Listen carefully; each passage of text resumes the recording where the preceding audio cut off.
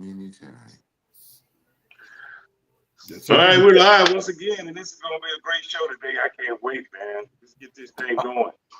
oh man, as always, this is I think the fourth or fifth version of Good Morning Game Day. So good morning, everybody. I'm Errol Reese with an S, and we're so excited to be rocking this morning. I'm gonna pass it on to the coach. We call him the coach. He's my coach. Coach John Montgomery. Good morning, Coach. How you doing? Hey, good morning, Earl, K Mac, Pam. So excited to be here today. We have a very special guest, to be sure. The Gospel of Matthew, verse 26 says, "If any man would be great, let him first be a servant of all." And our very special guest for today is John Wooten, who is up for induction on the ballot for this year's class of the 2025 Hall of Fame class. But to be sure, John Wooten has led a Hall of Fame life. He's been my mentor and friend for well over 40 years. Ladies and gentlemen, please make welcome to Good Morning Game Day, John Wooten. Thank Coach, you, thanks Coach. for coming. Thank you for having me, Coach. It's great to see you too. You right on point as always, and everything. So thank you. Coach, uh, Back in the old days, I worked that area when I was with the Cowboys from from 75 to 81 to 89, I guess. mhm. I worked that area all the way from North Carolina up through Maine, back over to Ohio State and Pittsburgh back in there. So this is my area of the country that I worked when I was a scout many years ago.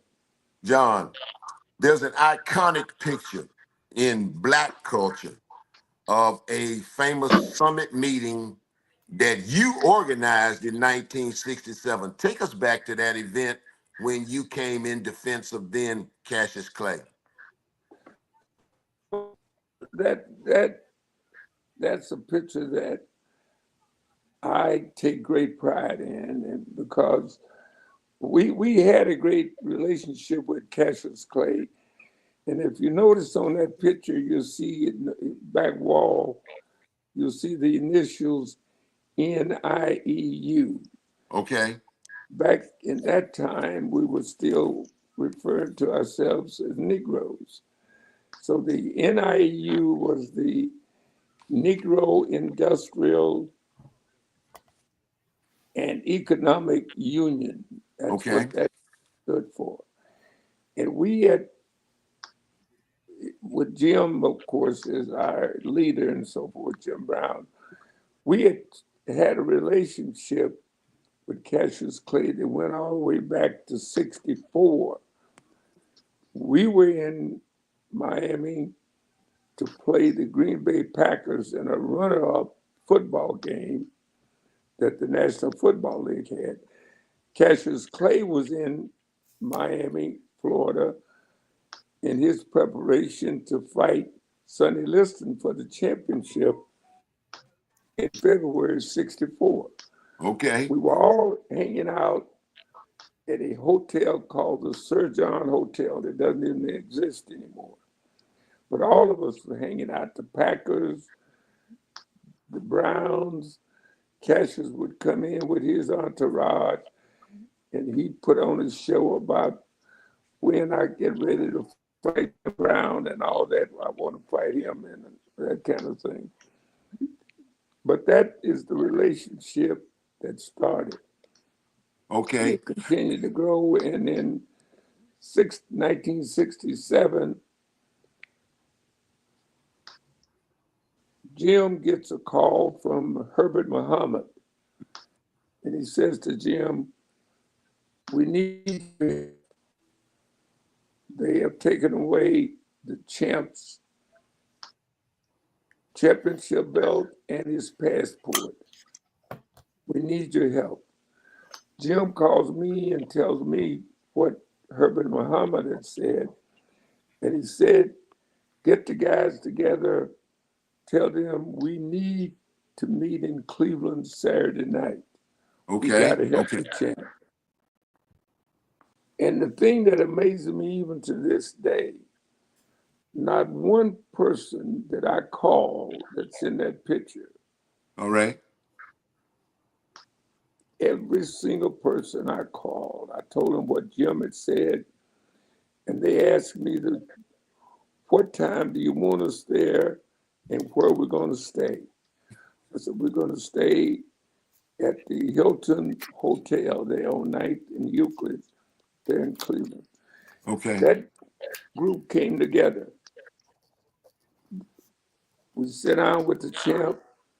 The champ explained exactly what he felt and wanted and how he felt about this country, that he was not wanting to join any organization that killed people.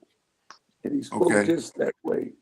Okay. Over and over and over, this people, everybody had a chance to see in that picture, to talk to him, to visit with him.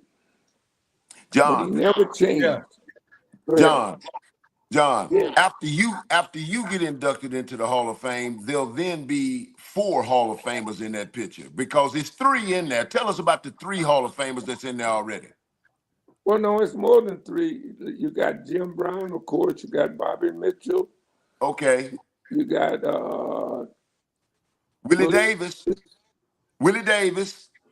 Yeah, okay. I see what you're saying. You're talking about the Hall of Fame as it relates to pro football. Yeah. Two Yeah. NBA. Who are the two NBA Hall of Famers in that picture? Well, you're talking about Kareem Jabbar and Bill Russell. There you You're go. also looking at the man that stands behind Bill Russell. That's Carl Stokes, who was the first black mayor of a major city. Wow. Now, Wow. people say, well, why is Stokes in this picture? Stokes is in this picture because he's our legal counsel. And that's why he's in the picture and so forth. Oh, But man. anyway, you say, well, why is Lou Alcindor in there?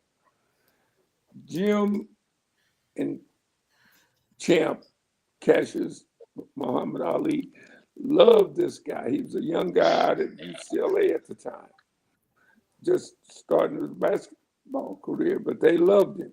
Wow. They That's fantastic. said openly, we want him here because he's going to represent us long after we gone. And when you look at Kareem, he's done that. He Yeah. has Yes, he spoken, has. he's done everything Yeah. that you could have asked him to do. So, but that picture is just, I got it. I'm looking at it right now, and it just gives me a thrill to know that black men willing to come. People say, well, what about your career? I said, no one ever said anything about a career. Jim said that the champ needed our help, put the guys together, call the guys. That's what we did. And that's next day, Sunday afternoon there. We went out to the office on 105 in Euclid and stood before the nation Yeah. at a press Yeah, you conference did. Yeah, you did. Yeah, and you said did. to the world that we have talked with the champ.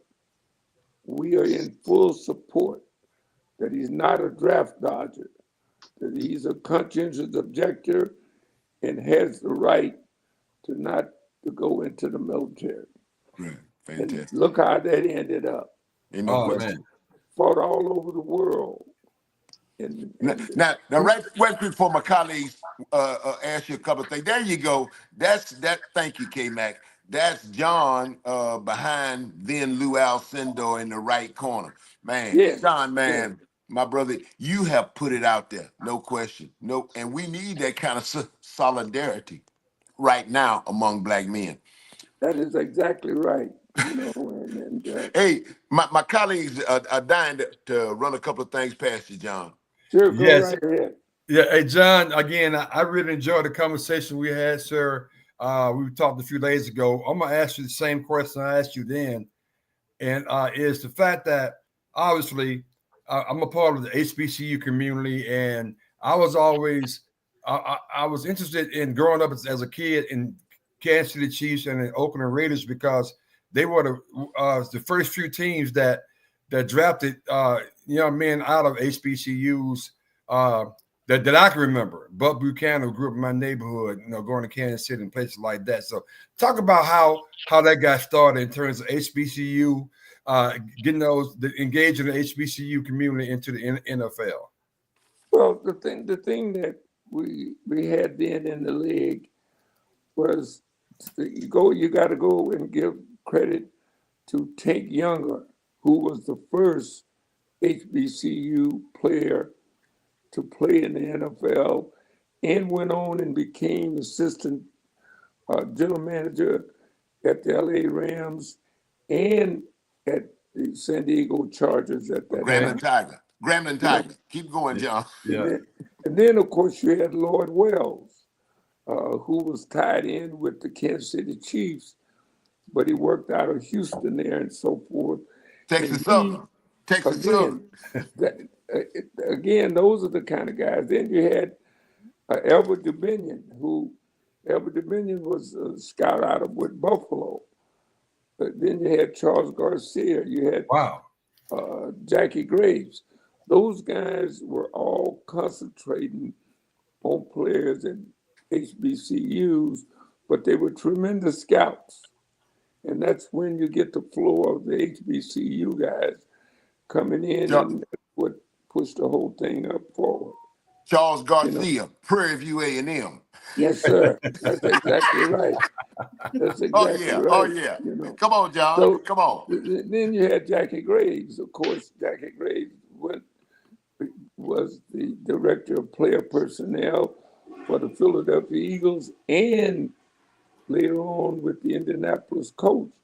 Well, these guys concentrated on the HBCUs. And then, of course, the players were there. You're talking about Shaq Harris, Grambling, the quarterback, and then Doug Williams went on to become the first black quarterback to win a Super Bowl, And then and Dickie Daniels, and we just had such great scouts. And that's what's so relevant today, and one of the happiest things that give me great memories is how we were able, through Fritz Pollard Alliance, there you go. to come in and create a pathway with the NFL. One of the greatest things that I feel that gives me great pleasure is what we did in establishing the Rooney Rule. Come on now. Come on. Wow. So, and we got to give Johnny Cochran credit here. Wow. Because I didn't know Johnny that. Cochran, let's give him his credit right here today if y'all don't know this so that we'll know it. What Johnny Cochran, who I knew because he's a Louisiana guy, but he was always at the Ebony Fashion, would have a big conference. Okay. There every year there in New Orleans. And Johnny Cochran ran a seminar called Brother on Brother. I did not know that he and Cyrus Mary, who's a labor lawyer there in Washington, had gotten together and they had done a study with the University of Pennsylvania that showed that blacks and minorities were not getting the opportunity to be head coaches and other general managers and so forth in the NFL. Mm-hmm. And Johnny being Johnny at the press conference said that if the league is not willing to negotiate something to eliminate this problem, then we must take it to the courts and litigate it. Oh, I did not know that. I didn't either. Okay. I did not know that.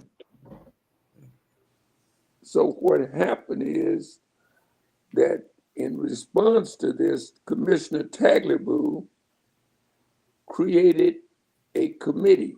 That's the way the league does its business, through committees. Okay. And in that committee, he named Dan Rooney as the chairman. And that's What how it I got to be the Rooney Rule. what I did was I called Cyrus's office there in Washington, and I said, "Let me speak to the young lady or person that is Cyrus's administrative person." Okay. And they put me in touch with a young lady named Jackie Lee. She's deceased. And I said to Jackie, "Tell Cyrus if he and Johnny are serious, give me a call." They called from that press conference. And I said, "If you're serious about what you're saying, then let's get together and go to the NFL Combine there in Indianapolis." That's where we met and talked with all the black coaches, scouts. Everybody goes to the Combine, as you guys well know, for the NFL Combine every year. Yeah. We met and was able to put together the organization that we call the Fritz Pollard Alliance. That's the organization that sit and dealt with Dan Rooney and his group of owners that created the Rooney Rule. And John, the Rooney Rule says very simply, go ahead, Coach.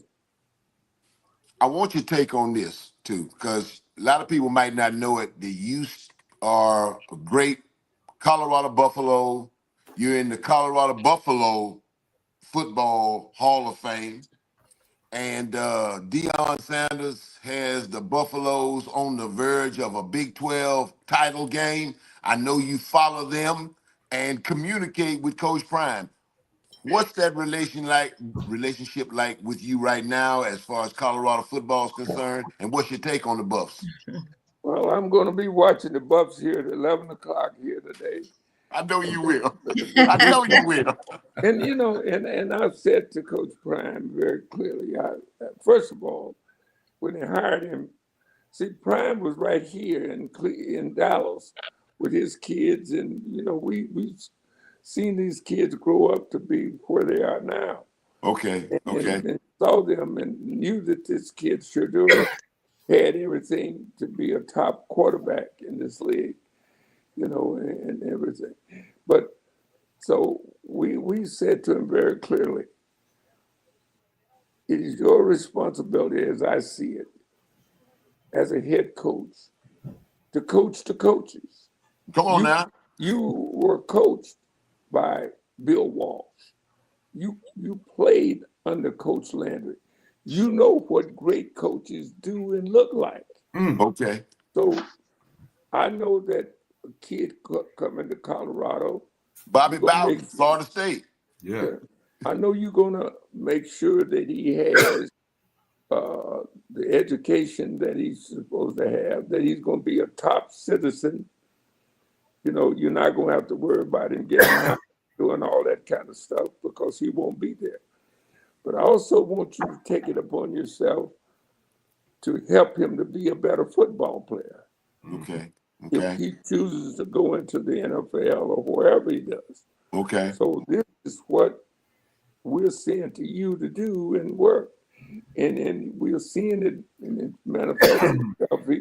He got a chance by winning today that this could put him against BYU Yeah. here at AT&T Stadium. You going to For the the, game? You going to the game? I don't If go they to make it games. to AT&T?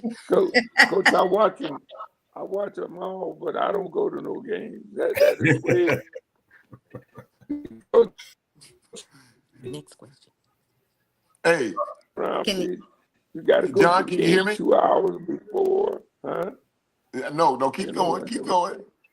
but anyway, those are the things that we take pride in because we see when you see a football game and you're talking about the referee, you see men, women, black, white, and so forth out on that field. All that came about because under FPA, First Part of the Lines, we were able to sit down with the commissioner and Ray Anderson at the time. and said to them, we know for a fact that the way you grade the officials got a 20% subjectivity. We want to eliminate that subjectivity to the fact that you grade them on a different way. And that opened up, but we also said to them, we want a commitment that Okay. from this day on, 50% of the game day officials that we all call referees, we want at least 50% every single year to be minorities. That means Wow. women, Hispanics, Black, and so forth. And that's why Wow. you see, when you see a game, when you look at a game tomorrow, you're going to see different colors out there No on question. that field as it relates to the game day officials. No All question. of this is a part. Under the guidance of Roger Goodell, we have a great relationship with him. He is making sure he has set up departments. You got Troy Vincent is the executive vice president and Yeah. Troy Vincent. Troy Vincent. No ball question. operations. But all down through, you got Jonathan Bean, Dasha Smith. We got all kind of people, men and women, black and white, that are working together to make the NFL a great place to work and play. And that's Perfect. why we're doing what we're doing. That's awesome. Mr. John, I have a quick question. It's kind of a two-part question. When you reflect on the Cleveland Summit and the impact that you have on the generations now, do you think athletes now have a greater or lesser responsibility to get involved in social issues? We hear a lot about some do and some don't. And if so, what would be your advice to that athlete on how to use their platform to influence social change? Well, I'd say to the many athletes that are coming in at all levels of all sports, period. Our young people love sports and they're engaging in soccer and everything and all the sports. But we encourage them to take it upon yourself, that have a commitment that you are going to be involved in the community in which you play. That was the thing that made Cleveland so great for us. We were involved in everything going in that community. We lived in the community. We didn't live out in the suburbs and so forth. We were right there in the picture that you're showing here today, here on the screen, with me and Jim. And this is in 2004. And Jim is going to be receiving the Muhammad Ali Humanitarian Award. And he wanted me and Russell and Bobby Mitchell to be with him. You know, as you can see, Ali is sort of his health and so forth is downward. But all of this gives you great, great pleasure. I know it does. As Coach opened with, if you want to be on top, then be willing to serve. Ain't no question. And That's there's right. nothing That's better. right. And you have nothing showed up better. done that, John Wooten, man. My brother. Well, let me tell you, it's been a pleasure. I pray every single day and night to the good Lord, thanking him for the life that he's given this poor young black kid that came out of Carlsbad, New Mexico in 1952, the sixth of a single parent. If you saw the movie Help, you saw my mother. That's what she did. And was able to go from Carlsbad, New Mexico to Colorado to Cleveland and do well, to be able to come back and say to her, you will have no more debt after today. Praise God. Praise God. Praise God. And so forth. So Those are the things that give you the greatest satisfaction when you know you've been able to help others to get to where they are. You look at today's NFL, which we all love. We got general managers, we got head coaches, we got directors of player personnel, we got presidents, all because of the Fritz Pollard Alliance. Wow. The NFL is a better league today because of it. And I don't even have to tell you anything about every team seemed to have a young black quarterback. You know what I Yeah. mean? Yeah. When you know that there was a time when you saw no black quarterback. Yeah. Yeah. Didn't Now think we were look smart at enough them. to play it. Yeah. They just all over everywhere. All of that is because all of us worked hard. We knew we could do it if we had the opportunity. And the Rooney Rule, don't let anybody tell you that the Rooney Rule has not been successful No in question. the NFL. No Okay? question.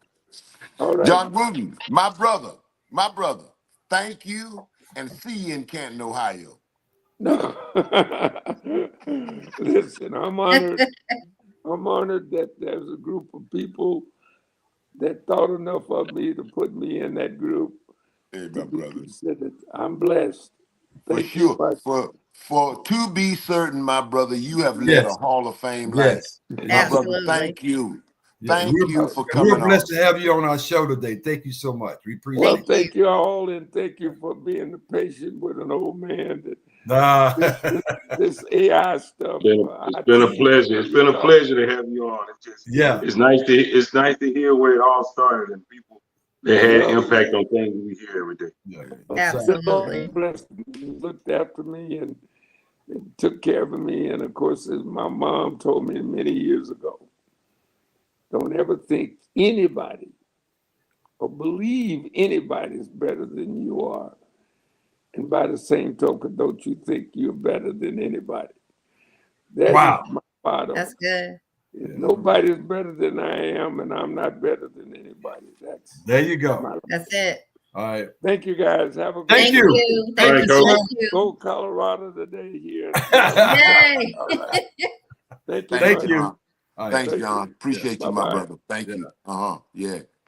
Wow. Man, that was, Coach, that was more than we can even imagine.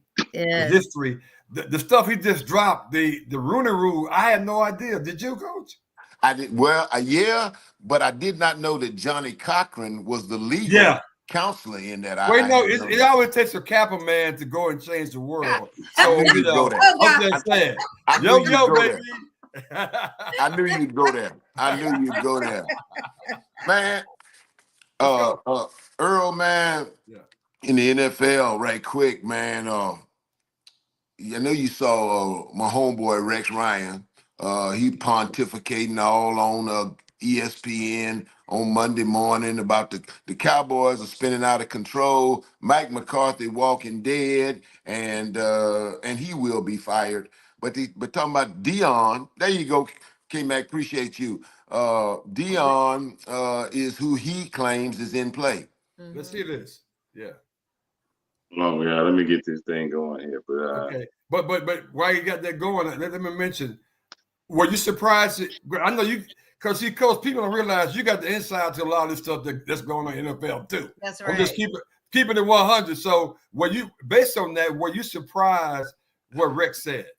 I was not surprised what Rex said. Rex Ryan and I go back to 1996. We were both assistants at the University of Cincinnati, and I'd make the gumbo, and Rex would buy the 12-pack, and we set up and lie all through the night. But he's a good old boy from Frederick, Oklahoma. I'm from Poto, Oklahoma. But my point is that Rex, I think the Cowboy job will come open. I'm almost certain that it will. And I appreciate Rex for putting it out there that that Deion Sanders is in play at Dallas. On the other hand, I don't see. Let's hear right quick. I'm going to tell you, we need something. They need to have somebody that has the pride in that damn organization. Being a Dallas Cowboy, the pride you take in it. And by the way, Deion, everywhere he's been, has been kicking. You know what? Mhm. All right, Jackson State, they're unbelievable. He's there. He takes Colorado. Right now, they're 7-2. Nobody saw that coming. They're playing in the big, whatever the damn Big 12, yeah. Big 12. Like, I'm just saying that because I already know Mike McCarthy's a good football We got coach. buffalo sound on that. Hey, Yeah. anyway, Yeah. anyway, moving right along. Yeah.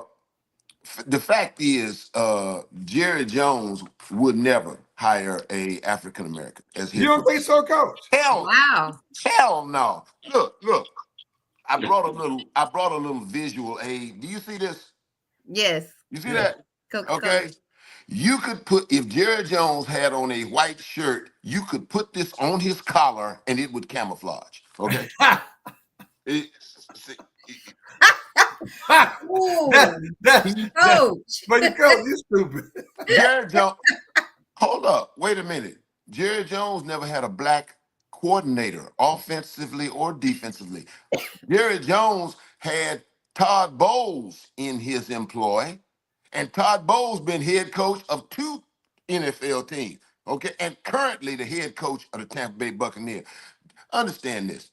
Jerry Jones is a Frank Broyles disciple. Now that's old school, but Frank Broyles, College Football Hall of Fame legendary Arkansas Razorback. Right.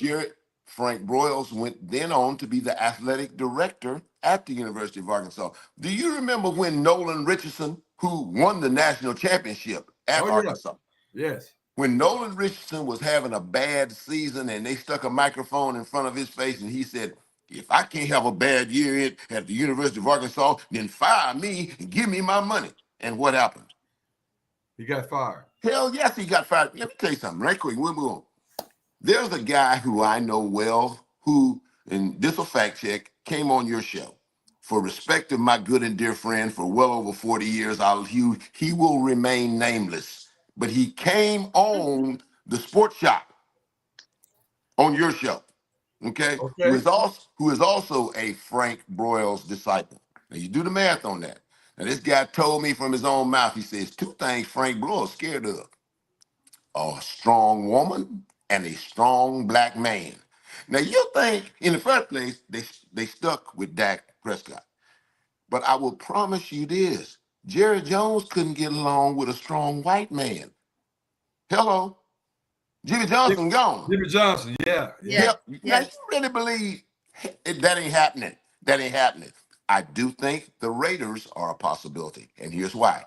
The Sanders family very close to Shadur and Dion. Very close. Okay. Antonio Pierce keeps losing. Right now, he got 2 wins, 6 losses. They're gonna be last in that division, okay, behind Kansas City, the Chargers, and Denver. So they'll be last. They're gonna finish last. And Antonio Pierce's ass could get run out of town at the end of this year. Dion ain't going nowhere unless it's the quarterback coach combination. Yeah. And the Raiders ain't got no quarterback.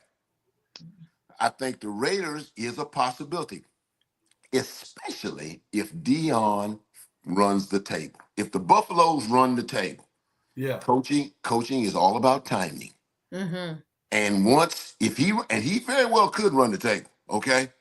So he wins against Utah.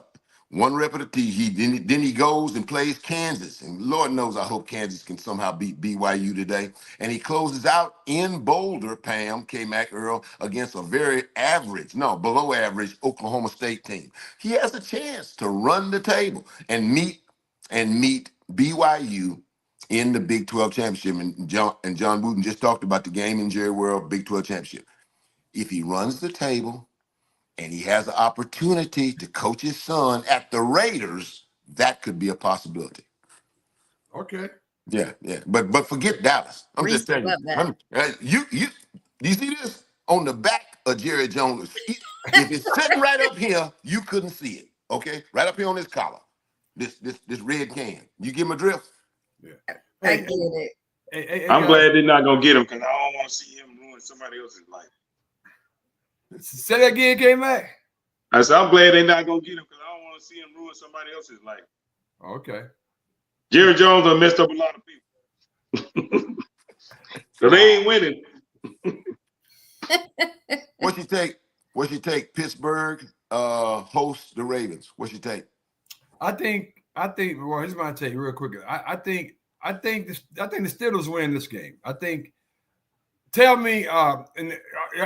Quick question for all you guys: how many rushing touchdowns you think Lamar Jackson has had against the Pittsburgh Steelers? I don't know. I'm clueless. How many? Don't know. What does that say? Zero. Which means they know how to contain him, particularly when he put when he tucked the ball in and he's running down, and he's been really successful against other teams. But for some reason, though, in division matchups, Coach Pam and K Mac, they're tough. Okay. And the Ravens and Steelers going to be tough, and I think the Steelers going to win that game. You think the Steelers going to win that game? Yeah. The Ravens have not played good defense, and they do not have a Super Bowl. And I'm a Raven fan, I'm pulling for them, but they have not played well. They're scoring in bunches. Coach just dropped. We lost him. Oh, wow. So what do you guys think about the Ravens course Steelers game, Pam? I'm with you. Let's ride. I'm with my let's ride guy. Wait, no, let's ride guy. That was on another damn team. Yeah, he got a new one now. He don't say let's ride no more. I know.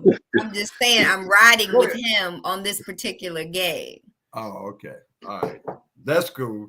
I mean, but then you got Buffalo and Kansas City. What's happening with that? Well, I think this may be. Well, first of all, I don't believe in Josh Allen, so I ain't worried about that. But Kansas City, I think, will come out on top. I think Kansas City will come out on top. But Kansas City is going to drop a game, but they're gonna make damn sure it ain't to the Buffalo Bills. I can tell you that. Wow. And I think the opposite. I think they've been having a lot of close games, and I think this is going to be the game that they're just going to come up just a little bit short. Well, they have been playing with their food a lot, particularly these close games, and when it gets down to it, it's been some crazy stuff. You remember they would have lost the first game if the guy wore size 13 shoe versus size 12. That's true. You know that? Yeah. Or some other way around, you know what I mean. But then a guy got a field goal blocked in the last game, which my daughter won a huge bet from her husband, which I can't even tell you how much she won from that. But I think Josh Allen though, because I put all the faith in the Kansas City defense. Those DBs, those Kansas City defense, it's probably going to be one of the toughest tests for Josh Allen. And I think they're going to trick him into seeing things that's out there once again. Yeah, and we definitely know the coach who coaches those guys up on the defensive back for the Chiefs. Coach Dave Merritt and Coach defense coordinator Steve Spagnuolo. Yeah. Those guys. I have to admit, man, they consistently year after year, they probably have the best defensive scheme for every team they play each and every week for the last 3 or 4 years, which is why they've been in the Super Bowl. Yeah. Let's keep it moving, man. Let's keep it moving, Pam Mac on, and hopefully Coach will join us soon. Let's go into the college football. This is a big day today, Pam. Oh, that Coach, you back, Coach? There he is. I'm back. Hey, Coach, go ahead. Yeah, go ahead. We've already discussed, if you will, Buffalo and Kansas City. I think I said Kansas City is going to win. K-Mac did as well. Pam said no, it's going to be Buffalo. So. Okay, I like Kansas City until you prove to me you can beat Pat Mahomes. He got that boy number. But college football, right quick. Yes. You know what? This CFP thing, again, the rat poison. Oregon 1, Ohio State 2, Texas 3, Penn State 4, Indiana 5. They ain't played nobody. Excuse me. Penn State, Penn State 4, Indiana 5. The toughest team Penn State played, they lost to at Happy Valley. It's rat poison. My big question to you guys is, preseason poll, Georgia had 46 first place votes, more than anybody else. Oregon, who was 2 when the first poll, Ohio State, excuse me, was 2 when the poll came out, had only 15 first place votes. What in the hell happened with Georgia? What in the hell happened? Well, Disappointment in Carson Beck. So, yeah, because Okay. I picked Carson Beck to win the Heisman Trophy, okay. and I'm close to the Heisman Trophy than he is. To be fair, in terms of winning, because he's terrible. I mean, last 3 games he's thrown like 6 interceptions. Yes. Some crazy thing like that. He's turned the ball over 14 times in the last 6 games. That's crazy. 14 Yeah, times. that's been Carson. That's his biggest problem. He keeps turning the ball over. Because Yeah. once they start turning the ball over, I mean, I don't know what it is about him. He started throwing it to anybody he can see, but I think everybody's sharing the same tape. It's going around the league, and they've been sharing it, and every opponent has the same research on it, and they trick him into throwing the ball where he shouldn't be throwing it. He turns the ball over. He's a turnover machine. Hey, but look here. He is. If the draft was tomorrow, who the first 3 quarterbacks off the board? Mm. Well, one Well, is Who? oh, for me, I'm gonna bias. Number 4 for Alabama. I think he's gonna be up in there. I think the kid, the young man, he's a grown man down in Miami. He's So special. all right. It's one more. You saying Jalen Milroe, Cam Ward, and who's the third one off the board? See, after Carson Beck went so to the left. What's the guy at I don't know, Coach. That's a good question. Is it Oregon? It's Shador. It's Shador. Shador. Yeah, Shador. Yeah. Shador. Yeah. And Okay. then Oregon. Yeah. Okay, then Dylan Gabriel at Oregon. Mhm. All right. But K-Mac, your top 3 to go off the board. Yeah, I think In order. I think Shador, Jalen Milroe, kid out of Oregon. That's three. Okay. Same 3. Okay. All right. I'm gonna tell you who the top 3 to go off the board. The first one gonna be Shador Sanders, and the only one. Yeah. Yes. Excuse me. Absolutely. And the only one who might go before him is Cam Ward. And the reason Cam Ward might go before him, he's played more college football. Y'all laughed about Incarnate Word, okay? When we were talking about Incarnate Word. Yeah, school. I still know where it's located at. Well, currently they're number 8 in the FCS, okay? And they've only lost one. Who went to that school, Coach? Say what? Who went to that school? I don't know. Cam Ward went to that school. That's where he started off as a freshman. Yeah, Cam Ward. Oh, wow. Okay. Cam Ward started off at Incarnate Word, where he started as a freshman in a good FCS football program. He then went to the then Pac-12 when Washington State was there, played well there, and now he's on his 3rd team. The guy has played a lot of football. That might be the only thing that would vault him ahead of Shedeur Sanders. Again, I say Shedeur Sanders is the best because he's putting up fantastic numbers with no threat of a running game. Okay? Now, while y'all all jumping on Jalen Milroe's bandwagon, let me tell you what. I asked you we talked about in our meeting, Pam, what's your favorite Caribbean dish? Come on, talk to me, sweetheart. Talk to me. Jambalaya. Caribbean, that's Caribbean jambalaya. Okay, I never heard tell of that, but that's Earl. What's your favorite Caribbean dish? I like jerk chicken and that space. Fried beans and rice and all that. Yeah. Okay. K-Mac, your favorite Caribbean dish? Jerk chicken all day, Coach. Jerk chicken. Paella. We can do it right. Yeah, those two. I'm going to get some today. You got me thinking about it. Okay, I like I love good jerk cooked shrimp. Okay, and little Caribbean restaurant right around the corner. Me and Andrea go to it all the time. My point to this is Jalen Milroe is like good jerk. I'm gonna turn you off, Coach. No, Mike, talk loud, like Coach. Don't let him turn you off.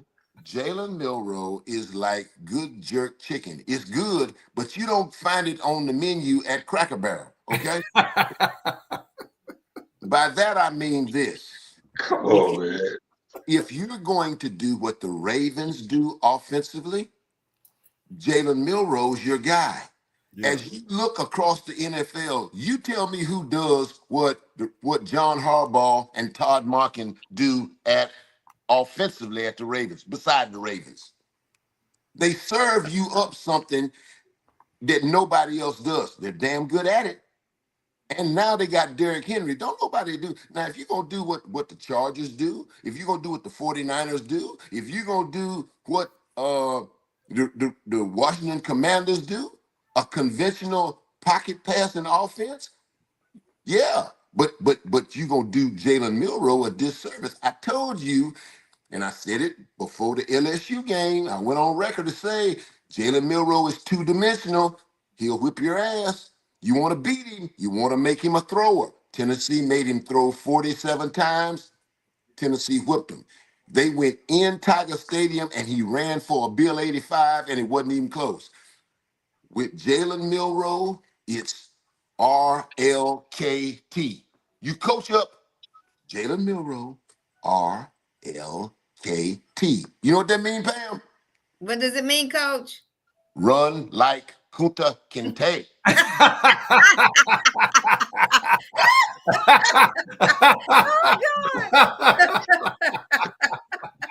If you get RL. What is it again? RL what?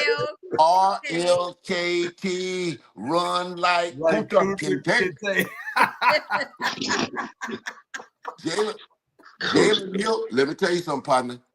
Jalen Milroe run like Kunta Kinte for the remainder of the 2024 season. Don't be surprised if you don't see Alabama playing somebody for the national championship. Okay? Okay. Just remember where you heard that. You do not want him to be a pocket passer. Okay? He's jerk chicken on the menu at Applebee's.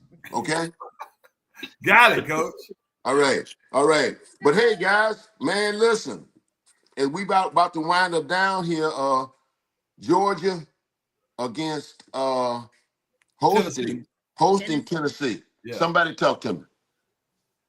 It's going to be, I think it's going to be Tennessee because Georgia, Etienne, he's out.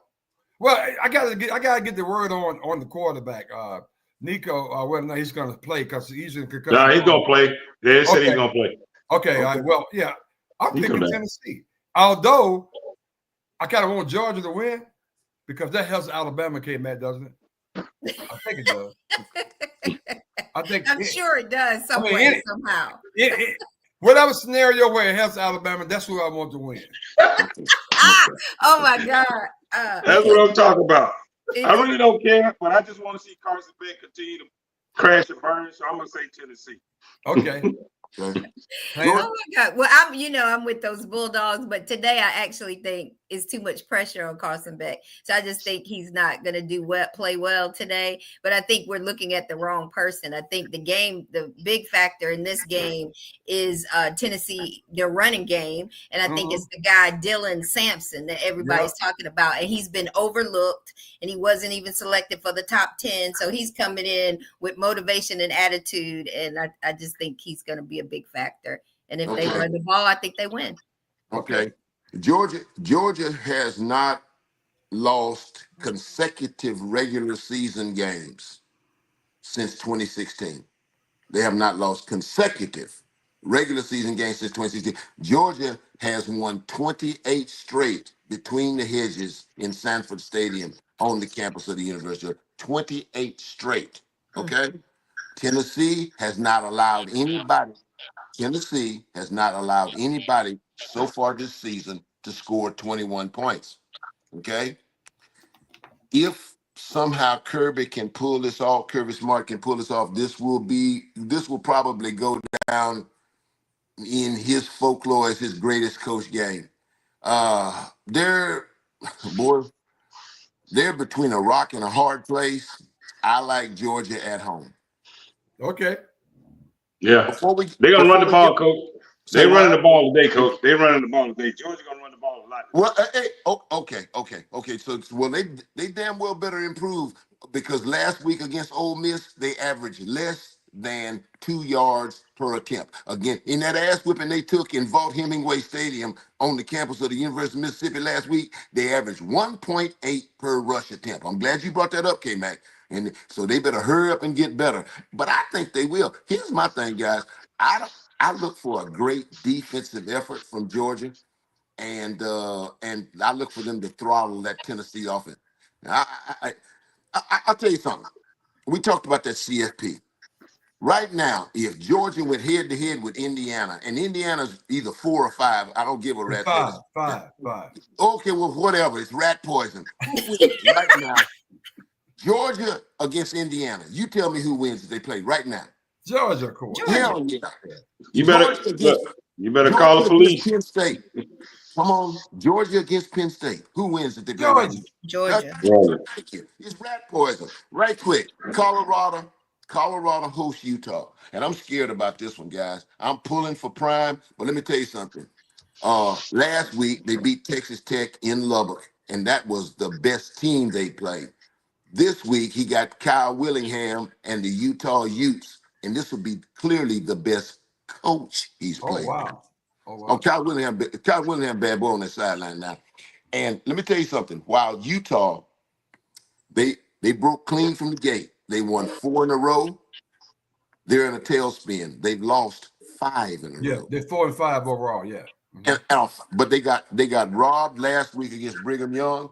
This is the best third down defense that Shadir Sanders will face. This in college football. In spite of a 5-game losing streak, this is the best third down defense Colorado will face. So, but let me say this. Deion, you know what, guys? The best thing about Colorado football right now, and this tells you what a good coach Deion Sanders has proven that he indeed is. They're tougher than a $2 steak. They are whipping folks on both sides of the line of scrimmage, especially what Warren Sapp has done for that defensive front. I'm surprised. I didn't realize Warren Sapp had that kind of skill set. Well, because he said he didn't want to be a coach, but he's really helping out. Yeah, he's really helping out. Hey, he's coaching his butt off, and they are playing like wild dogs up front. I'm telling you right now. Hey, guys, Colorado got a 4-game road win streak. On the road. That's toughness, guys. That's toughness. And I applaud him, man. I applaud him. Man, I love the dog. Appreciate y'all letting me have it on. Appreciate you letting me come on. Well, I mean, but more important, we'd be remiss if we don't think coach, player, executive, just a legend, John Wooten. That was special, man. Yes. That was incredible. Yeah, that was real special. So, I mean, when he said he was there when they created the Fitz Follow the Lines, I mean, I almost fell out of my chair. I said, dang. Yeah. I mean, you hear about it every day. You talk about it all the time. We talk about the running room. But he's telling me firsthand how they created the things that we talk about each and every offseason. It was a phenomenal. Yeah, that was amazing great. to hear that. Yeah. Love guy. John, man, we love you. Appreciate you for coming on. Hey, right quick before we get out of here. Rest in paradise. 2 great ministers of the cap and whistle. First, Jerry Faust went from Cincinnati Moeller High School to the job at the University at Notre Dame, and then to the legend and Hall of Fame college and NFL head coach John Robinson of USC and the Los Angeles Rams. Man, Coach Robinson was noted for where they used to run that, that sweep with Charles White and all the running backs he had out there, man. He had it going out there. I really enjoyed watching USC. Oh, yeah, John Robinson, great coach. Happy Founders Day to all the brothers of Omega Psi Phi fraternity. Come on. Nobody asked you all about that. I'm out. He went off script, huh? Happy Founders Day. Hey, I know how to fix that. He going there. He said, "Drop the mic." I done what I did. I dropped the mic. Oh. It's all good, man. Y'all be good, man. All right. Good job. Bye-bye. Have a great weekend. Take care. Yeah, that was good.